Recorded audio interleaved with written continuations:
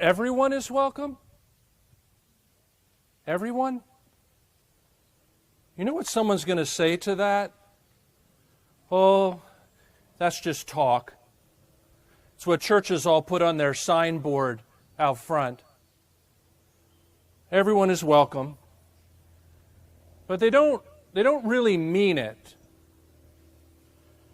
What they mean is that everyone is welcome so long as they look like us, talk like us, believe like us, think like us. Everyone who is like us is welcome. Everyone is welcome? Everyone is welcome? You don't really mean that. You mean that everyone who can fend for themselves is welcome to try to mix in with us. We're certainly not going to bend over backwards for you. Or everyone who meets the standard, whatever the standard is welcome. Or everyone who behaves themselves is welcome. Or everyone who is nice is welcome. Or everyone who is not too much trouble, who doesn't push us out of our comfort zone is welcome. Or everyone who plays by the rules is welcome. And of course, like all people, like all congregations, we may not live up to our declarations of welcome. Like all people, like all congregations, we should confess that we are inconsistent, sometimes hypocritical, sometimes biased. We are not all that we say we are, and not all that we'd like to think we are. We should admit that we have our uncomfortableness around certain kinds of thought and behavior and even appearance. After all, it's easier when people all look alike or think alike. It's easier when people in the group all have the same theology and education and politics and preferences. But for all our foibles, for all our failings, at least when we say that everyone is welcome, that statement is both intentional and thoughtful. We've given some time and consideration to it. It's not a throwaway line, because here's the thing, this congregation has made a choice in that regard in terms of welcome.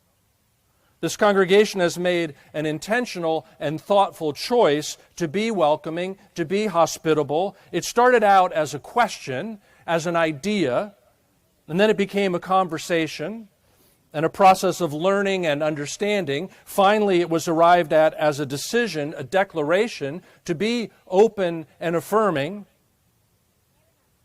to open ourselves in welcome, to open our arms, to open our minds, to open our hearts, to not only tolerate the stranger, the other, the person on the margins, but to actively and intentionally try to make space, to promote openness, to treat all persons like worthy persons, worthy of respect, of inclusion, worthy of love. And so just over 24 years ago now, after a long and intentional conversation and discernment process, our congregation adopted this statement of affirmation and inclusion, and we've been trying to live up to it and to live into it ever since. As a Christian community striving to be peacemakers, we are called by Christ to be inclusive and caring. We affirm that people of any race, ethnic identity, gender, sexual orientation, economic status, educational level, ability, age, or life situation are welcome in our congregation. Now, the movement toward that statement was initiated and energized by the question of inclusion of LGBTQ persons. The process of the congregation becoming open and affirming was not driven forward at that time by our concerns about race or social class, for example.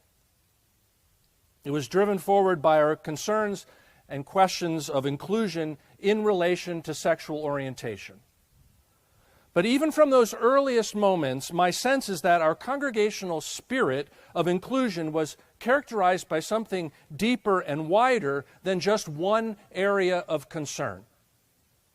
Having said that, we owe a great debt of gratitude to the queer folks among us who invited us and who have continued to invite us, indeed to call us, to open our eyes and our hearts, to empathize, to identify with, to advocate for those folks who were courageously willing to make themselves vulnerable in our midst in order to give us opportunity to see people and not as categories. And we owe thanks also to all who work so hard at understanding both Scripture and science, and who then arrived at a place where they were willing to stand up for sisters and brothers who the church has so often failed, so often rejected, and as a result experience some small measure of the marginalization that so many LGBTQ persons have experienced at the hands of Christians and at the hands of the church. Through that process of discussion and discernment and decision, and because of that process and its outcome, we found ourselves in conflict with the wider church. That is, elements of our own district and our denomination. And we found ourselves in conflict with some in our own local community, at times criticized and even ostracized. And because of that, some of us finally experienced what it is like to be rejected by the church, by our neighbors, perhaps for the first time in our lives, just because we stepped outside the lines of who belongs, quote unquote, who is acceptable, quote unquote, just because we planted ourselves in a different space of openness. We, our congregation, lost some members at that time, persons who were angry or opposed to the decision to declare ourselves open and affirming. And as I just said, we were challenged and even criticized in our own community. But we gained something very, very important. We gained brothers and sisters who could not have come to us or felt like they belonged with us, except that we showed ourselves willing to pay a price for openness. We gained better self-understanding theologically and scripturally and culturally. We gained more courage as we showed more courage. We gained more clarity about what it means to believe that hospitality is at the heart of the gospel, to believe that, to declare that, and then to take action to demonstrate that.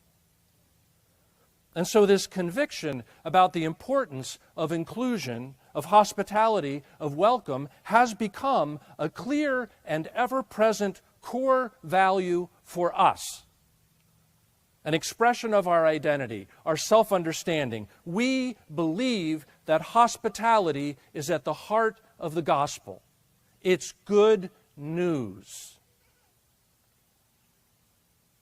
So yes, it started with this process of education and conversation and discernment, and then ultimately declaring ourselves open and affirming of LGBTQ folks and thus accepting them in every way into the life of the congregation. But it also pushed us into other spaces of affirmation and acceptance, of inclusion and hospitality.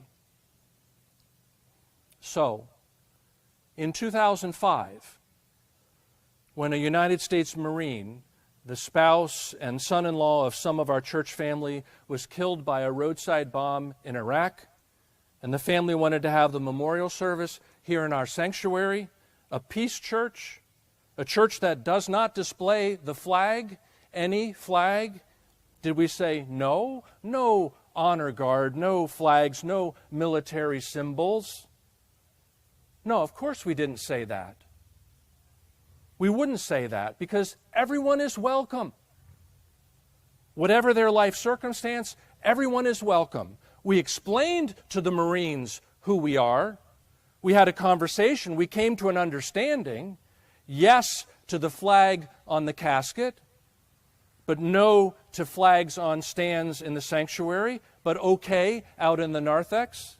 We worked through it, and then we cried and prayed and honored that death, that sacrifice with the family and friends of that fallen Marine.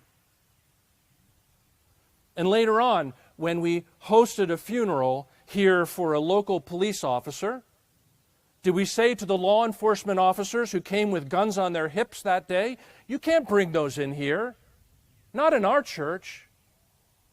No, we didn't. Because we knew who and what and why, and we shared in the desire to honor the person who died and shared our respect with them because we believe that hospitality and inclusion is at the heart of the gospel. And in 2015, when an inmate on death row who had come to know us through the Death Row Support Project, which paired him in a pen-pal relationship with a beloved member of our congregation, had learned enough about us that he wanted to become a member of our church, did we say, no, you've never been here and you will never come here. And what you have done that caused you to be convicted and sentenced to death row puts you in a different category than us. You don't fit with us. No, of course we didn't say that. We wouldn't say that. It tested some of us because it distressed some of us, but we didn't turn away. We leaned in. Why? Because everyone is welcome. Whatever their life circumstance, everyone is welcome. And so we wrote back and forth to better understand each other, to increase the circle of relationship and deepen the trust of motive and commitment. And some of us took up responsibility for more actively and intentionally nurturing a closer relationship. And one dear person among us became a close ally and a fierce advocate and a kind friend, even to the point of traveling to Oklahoma to visit in person. And of course we did that, and in particular she did what she did because hospitality and inclusion are at the heart of the gospel. And just recently, a few weeks ago, when a local funeral director called me and asked whether someone has to be a member of our church to have their ashes interred in our memorial garden, because he was trying to make some final arrangements for a person who has no family who claims her, no person to honor her, no place of final rest. Did I say, no, we can't make space for this person in death unless she wanted to be part of us in life? No, of course I didn't say that. We wouldn't say that. Everyone is welcome. Whatever their previous experience of rejection or isolation may have been, we aren't going to be party to that pattern. We will take them in, make a space, include them in the memorial book, and honor them with a remembrance plaque because hospitality and inclusion are at the heart of the gospel. Her family wouldn't accept her? Well, we will. In the gospel text for today, Jesus tells a parable of sheep and goats. You know the story. It's the story of Judgment Day.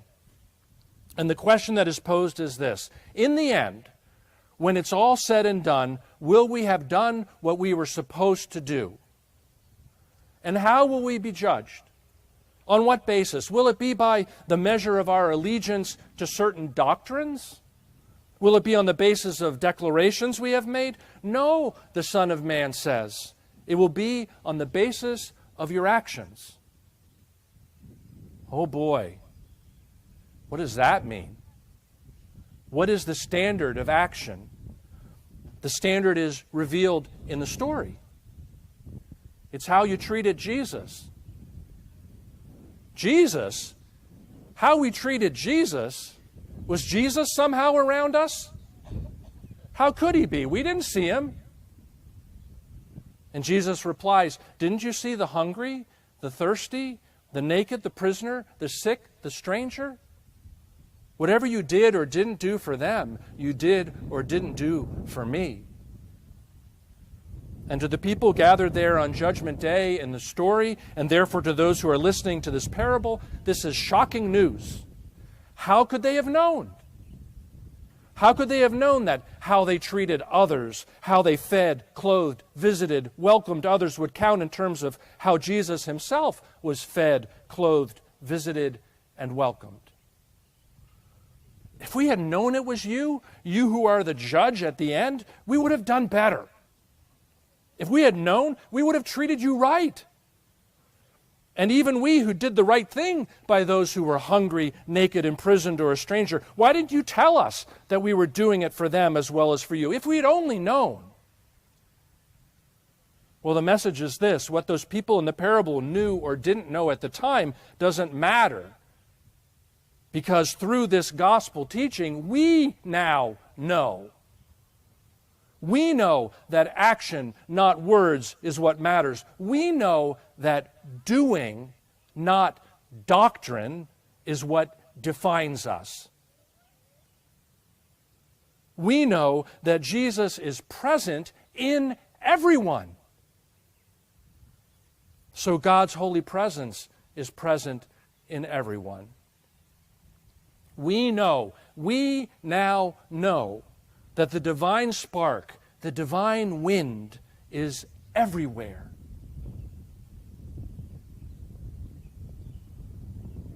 I think I feel it.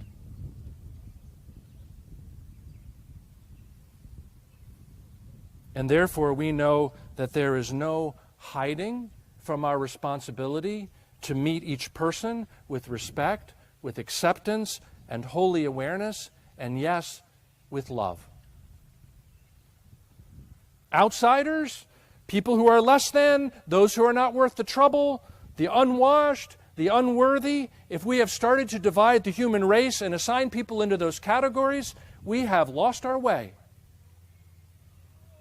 When Jesus says that He is the way and the truth and the life, you know that verse, right? When Jesus says that He's the way and the truth and the life, this is what He is talking about. The way of feeding the hungry, clothing the naked, visiting the prisoner, welcoming the stranger. That's what that means. When Jesus says that He is the way and the truth and the life, this is what He is talking about. Reaching out, risking contact, drawing close, affirming our common humanity, affirming that the presence of the divine is as close as the person right in front of us.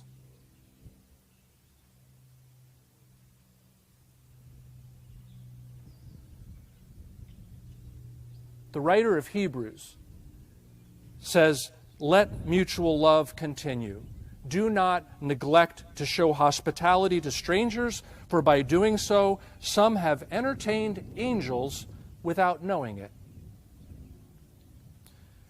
That, of course, is a reference to Abraham, who welcomes strangers into his tent, not knowing that the strangers are in fact angels. And it's a reference to Abraham's nephew, Lot, as he protects two men who are also, in fact, angels.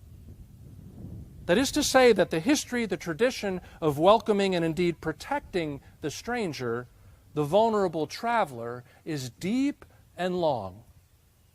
It is the tradition of our spiritual ancestors. It is the tradition of the Christ. It is the tradition now of us. Us, in this place, in this time, in this congregation, continuing forward. Hospitality and inclusion are at the heart of the gospel.